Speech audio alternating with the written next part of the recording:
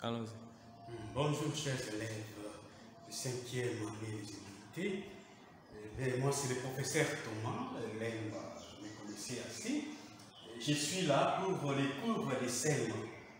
Alors, vous aviez vu qu'on avançait en ce qui concerne les valeurs que nous avions dans notre pays, et non seulement dans notre pays, mais aussi en Afrique, parlant même de la société traditionnelle africaine. Et notre dernière leçon, c'était sur les valeurs sociales et morales, que vous aviez vu qu'au Congo, nous avions quand même assez de valeurs. Les Congolais, vous êtes connus par votre hospitalité, et non seulement par votre hospitalité, mais vous aviez aussi d'autres valeurs morales et sociales. Mais aujourd'hui, nous allons prendre le point 4 sur les valeurs culturelles. Les valeurs culturelles, vous voyez, un peuple qui n'a pas de culture, c'est un peuple, je pourrais dire, qui n'existe pas. Donc nous aussi, nous avons nos valeurs, comme vous avez vu, des valeurs sociales et morales. Il y a aussi des valeurs culturelles. Et il y en a beaucoup. Il y a la musique, les tissages, la peinture, les tatouages, la céramique, la sculpture et le masque. Il y en a tellement qu'on ne pouvait pas énumérer toutes, mais les valeurs essentielles sont là. Et bien, pourquoi j'ai commencé par la danse, la musique? Vous allez dire, mais pourquoi ces choix-là? C'est un choix qui est facultatif. Vous-même, vous pouvez commencer là où vous voulez, mais moi, du moins, je les ai énumérés de cette manière. Commençons d'abord par la musique, parce que ce que vous devriez savoir, aujourd'hui, le peuple congolais est tellement identifié par la musique, même si vous êtes incapable de chanter, même aussi de danser. Mais si vous arrivez quelque part, surtout en dehors de notre pays, vous êtes assimilé à un grand musicien, tout comme à un grand danseur. Alors, c'est quoi en fait la musique? Retenons que la musique n'est pas seulement un simple moyen d'expression artistique. Voilà, vous chantez, non, c'est pas seulement ça, mais un ensemble de valeurs traduisant l'expression individuelle. C'est-à-dire quoi? Toi qui chantes, qui traduis quand même votre sentiment qui serait individuel, mais ce n'est pas seulement ça. Mais les sentiments, tout comme l'expression, pourrait être aussi collective, parce que quand vous chantez, un chanteur congolais, quand il est là à la scène, il est toujours différent de celui peut-être des Ouest africains. Vous voyez ça? Ouest africain, ou pourquoi pas parler aussi d'un Européen, quoi, qui serait différent. Et non seulement ça, l'expression collective, d'ailleurs dans les pensées, vous voyez ça? Quand un Congolais vous chante, par exemple un Kofi, quand il vous chante, vous sentez qu'il est différent de Youssouf, quoi. Vous avez aussi des sentiments, voilà. Chez nous aussi, quand vous chantez, vous voyez les sentiments qu'animent les musiciens. Et dans la musique, il y a aussi les sons. Et ces sons-là, vous voyez les sons sont émis par la voix, non seulement par la voix, mais aussi il y a les instruments. Il y a les instruments, c'est comme ça que des fois on taxe la musique, il y a trop de bruit, trop de bruit, soit par les voix, vous n'avez pas censuré les voix, tout comme les instruments. Et parmi les instruments qu'on trouve beaucoup plus mieux chez nous, qu'on trouvait mieux dans notre société, les likembe, voilà, ceux qui connaissent très bien la musique folklorique, vous voyez ça, les guitares comme ça, vous avez les tam-tams, vous avez les lokolé. À travers les chants, il y a l'encouragement des vaillants militaires au front, de nos frères et sœurs au champ, à la pêche, à la chasse, à l'école, à l'hôpital, à l'église. C'est pourquoi on dit, quand vous chantez, c'est vrai, vous chantez, c'est toi qui chantes, mais tu ne chantes pas d'abord pour toi-même, mais tu chantes pour une communauté. Donc, un chant pourrait consoler, par exemple, nous les enseignants. Nous sommes à la maison, mais l'État congolais néglige l'enseignant. Mais quand on chante, on dit, mais quand vous enseignez, ce n'est pas seulement une perte pour vous, mais au fait, vous contribuez à l'éducation de la nation. Les enfants que vous enseignez, demain, peut-être, ils peuvent être en mesure de résoudre votre situation. Même si vous vous mourrez, mais vous allez laisser une génération qui pourrait en bénéficier. Et non seulement pour les enseignants, mais aussi ceux qui sont à l'hôpital aujourd'hui avec le coronavirus. Vous voyez ça? avec le coronavirus, mais le médecin, tout comme les infirmiers, mais court un grand risque que peut-être moi, un enseignant, un pauvre enseignant, je n'accepterai pas d'être là, on est en train de soigner un monsieur qui a le coronavirus, vous voyez ça. Donc c'est pour vous dire, non seulement, mais même aussi à l'église, même à l'église. Vous allez à l'église, c'est pas que comme si vous allez dans des bars pour boire, mais à l'église, les chants qui doivent vous accompagner à prier ne peuvent pas avoir la même teneur comme si un militaire qui est au front, vous allez dire, Ma Maria, non, non, non, hein, celui-là, il cherche un autre encouragement. Voilà un peu, ça c'est par rapport à la musique. Mais prenons maintenant la danse. La danse, vous voyez, la danse qui est une véritable problématique de la vie. Hein, c'est vraiment une véritable problématique de la vie. Pourquoi je dis ça? Parce que aujourd'hui, surtout dans notre société, même si vous ne le voulez pas, de façon spontanée comme ça, il y a des gens qui dansent. Vous voyez, moi en venant ici à l'école, en passant vers le marché, je vis les mamans danser. Je ne sais même pas, elles dansaient par rapport à quoi. Vous voyez, non seulement les mamans, même des gens là, vous les verrez toujours en train de danser. Donc c'est pour vous dire que c'est vraiment une véritable problématique de la vie. Pourquoi ça? Parce que la danse exalte la vie. Voilà, quand vous dansez là, c'est vraiment une sorte d'exaltation. Non seulement ça, mais ça cherche aussi à vous récrier. Prenons par exemple quelqu'un qui a été frustré. Parce qu'il a eu un coup venant de son père, parce qu'il dérangeait à la maison. Mais subitement, on met la musique et commence à... Est-ce qu'il aura encore ça en tête? Non. Il va oublier ça. Voilà. Non seulement ça que ça récrée, mais la danse aussi nous exalte, mais non seulement exalter, mais la danse aussi est là à nous aider, à nous exprimer, quoi. Donc, à nous exprimer. Non seulement ça, mais aussi à nous figurer. Voilà, à nous figurer de ce qu'elle a de visible, de formel et de secret. Voilà, ne pensez pas que quand Thomas est là, enfin, mais vous ne saviez pas ce que Thomas est en train de sentir au fond de lui-même. Voilà.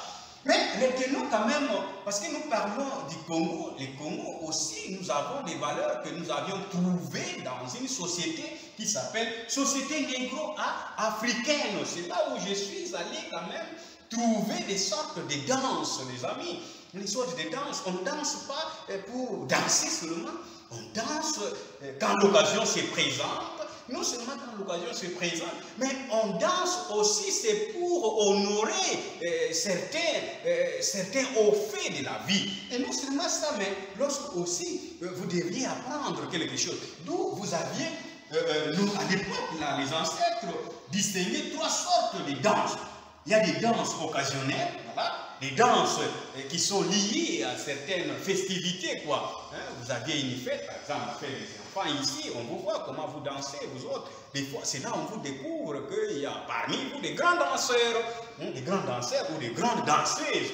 Mais il y a aussi des danses mimétiques, appelées aussi en d'autres termes des danses pantomimes, reparties en trois sortes aussi. Vous avez des danses à action. Voilà, donc là, quand vous deviez célébrer comme chez nous la fête de notre héros, Patrice, hein, Patrice Émeric Lumumba, donc vous ne pouvez pas le faire comme si vous aviez la fête d'anniversaire de votre musicien, je crois, Weranson, ou je ne sais pas, Gilles Piana. Non, ici, vous deviez quand même montrer qu'ici, on est en train de vénérer un héros, voilà. Mais il y a aussi le danse à espoir. Et ici, souvent, les danses à espoir, c'est lié à certains événements. Par exemple, pour les chasseurs, vous êtes à la pêche, par exemple, bien vous êtes à la chasse plutôt. Mais vous n'attrapez pas les gibiers. Mais vous ne pouvez pas rester comme ça. Mais vous devez avoir des chants qui vous nourrissent d'espoir qu'on doit attraper le guerrier. De même, quand vous sentez que l'ennemi approche, mais vous ne devez pas vous laisser comme ça. Vous devez entonner. Et ici, moi, je m'en souviens, à l'époque, nous, quand nous étions des petits, Mobutu encourageait les fonctionnaires à faire les salomos, quoi.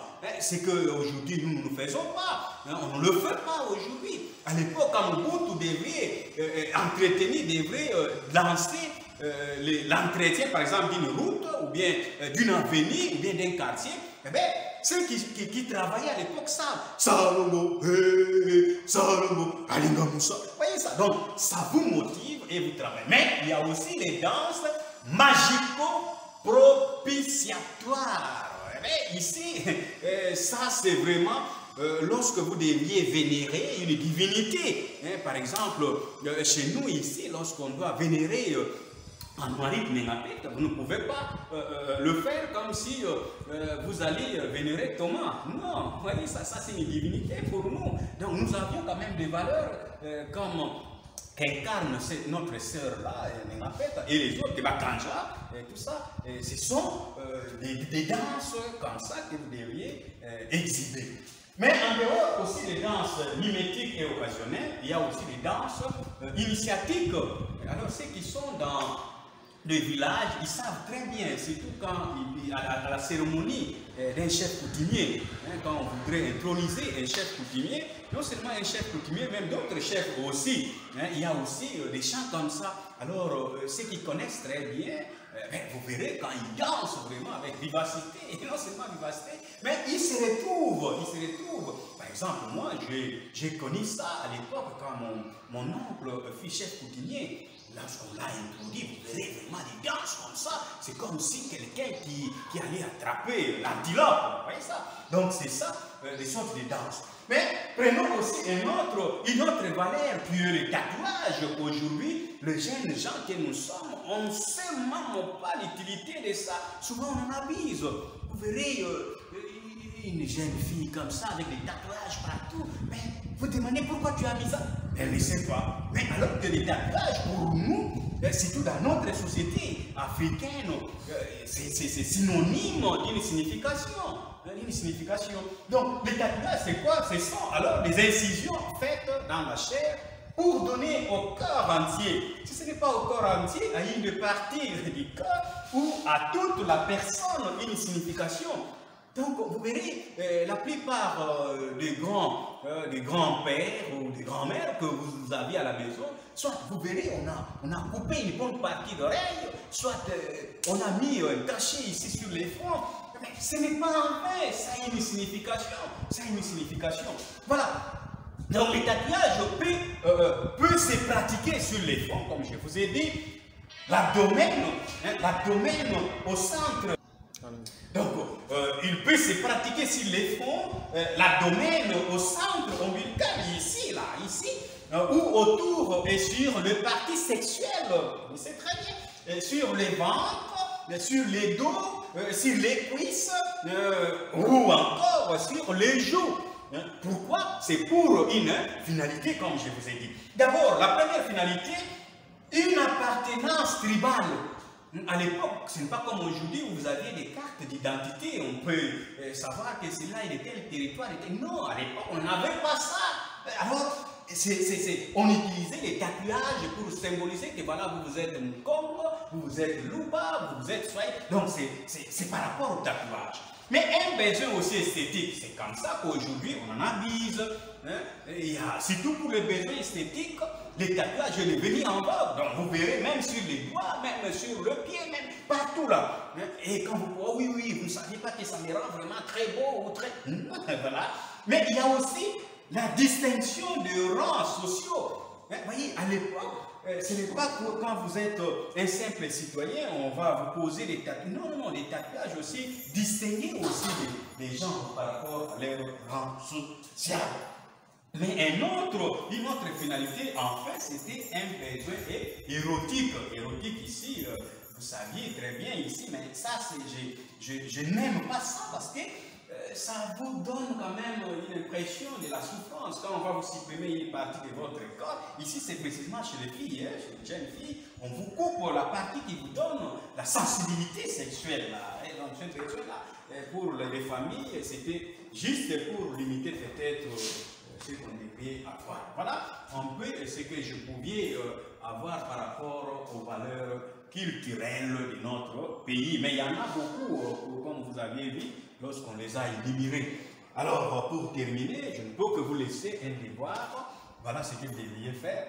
Faut-il encourager l'usage des tatouages aujourd'hui chez les jeunes gens que vous êtes, surtout en République démocratique du Congo, parce que vous-même, moi je vous donne ça, mais réfléchissez un peu s'il faudrait encourager ça. Et alors, si vous voulez le répondre, voilà, le numéro WhatsApp est là, 081 078 78 14. Donc 081 078 78 14. Sinon, je vous souhaite un bon moment de confinement. Mais prenez quand même au sérieux les études, ce qu'on met à votre disposition, vous deviez le faire, vous deviez quand même le revoir, c'est pour votre bien, parce que demain, on ne sait pas ce qui pourrait arriver, mais c'est quand même un bel exercice que l'école vous soumet. Merci beaucoup.